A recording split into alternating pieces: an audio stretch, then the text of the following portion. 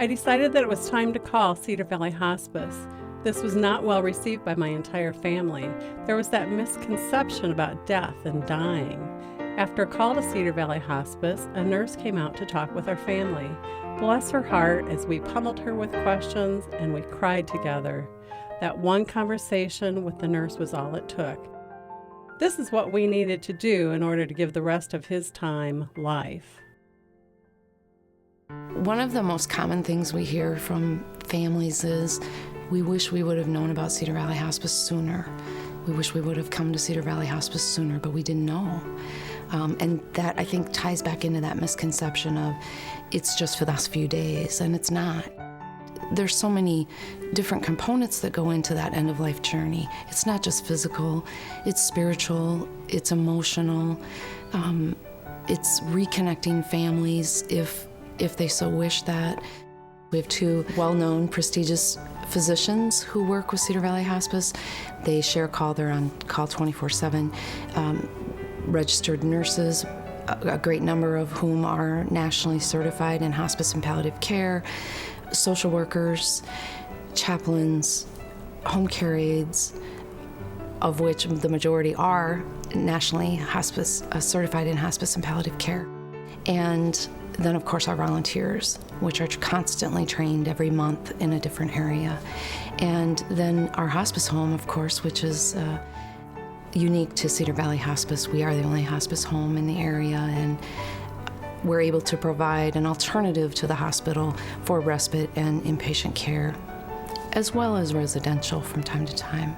Families have expressed over and over and over to us their gratitude with being able to be the daughter, the wife, the father, and not the caregiver all the time. I know one of the things we hear often is, I'm so glad that I had that time just to hold his hand and be his wife.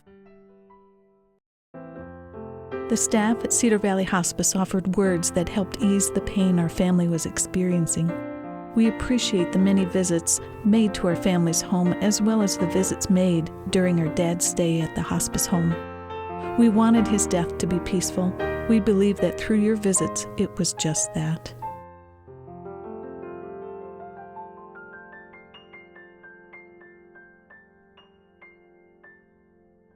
We're part of the interdisciplinary team, and then in that team, we function to provide, as the patients wanted, spiritual support and care. If they don't have a spiritual community that they're part of, then the services of the spiritual care team or the chaplains are offered to them if they want those services.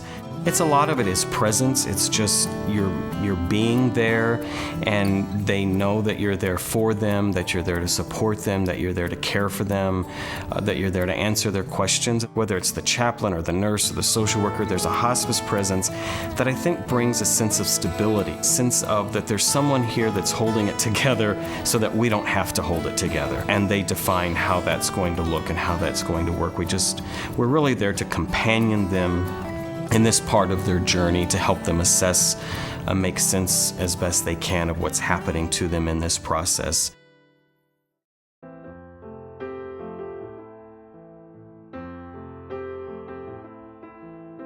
We ended up transferring my husband to the Cedar Valley Hospice home in the early morning hours. I think one of the biggest blessings was that during that time, after needing to be his caregiver for 3 years, I was able, in his final days, to once again be his wife. The hospice home really provides a retreat for the families. They come in with their patients, their loved ones, and we provide the care for the patient, and it leaves the patient and families able to be just patient and family, not caretaker and patient.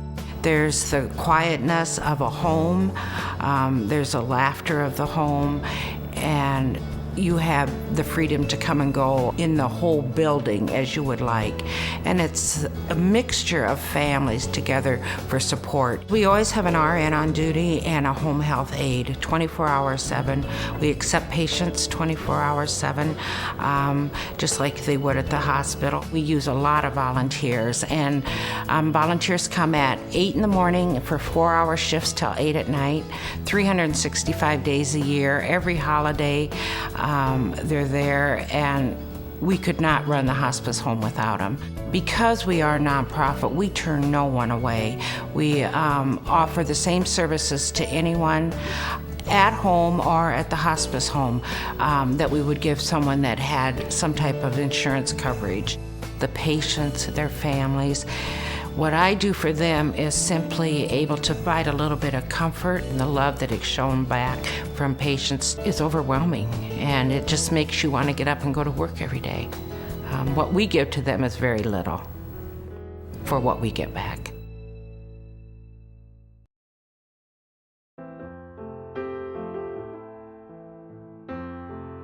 The assistance of the hospice grief counselor has become an important part of our lives since our loss. Just knowing that someone still acknowledges our loss, expresses concern for our well-being and how we are doing has helped us greatly.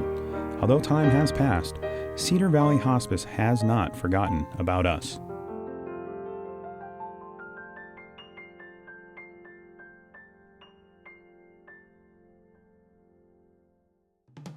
Cedar Valley Hospice has a variety of programs beyond just our hospice care. One of those is CAS, our Cedar Aid Support System.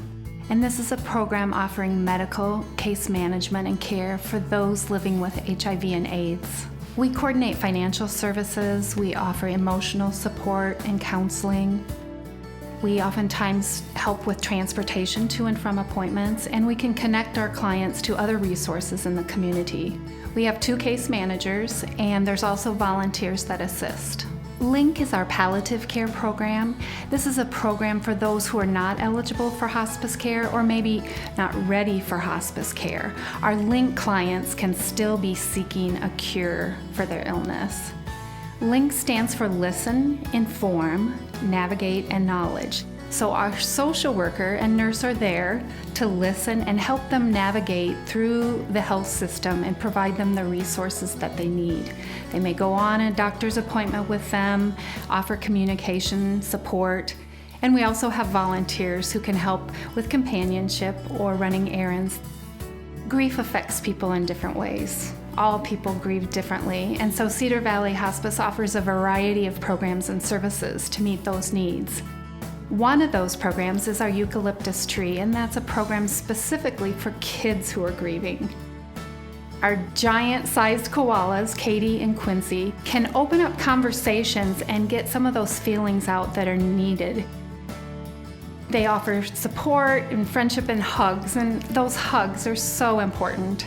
Our counselors can, through storytelling and games and different activities, allow an expression and an emotional release for the kids who are hurting. Many parents are really uncertain how to approach death with their children. Should I talk to them about the death? What can I do? What can I say to help my kids? So we're here to help, provide information, and open up the necessary communication. Our grief services not only meet the needs of our hospice clients, but they're available to anyone in our community that's experiencing grief.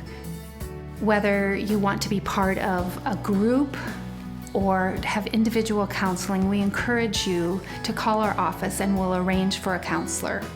I think if you asked anyone that works at Cedar Valley Hospice, they would say, we don't deal with death every day, we deal with life every day.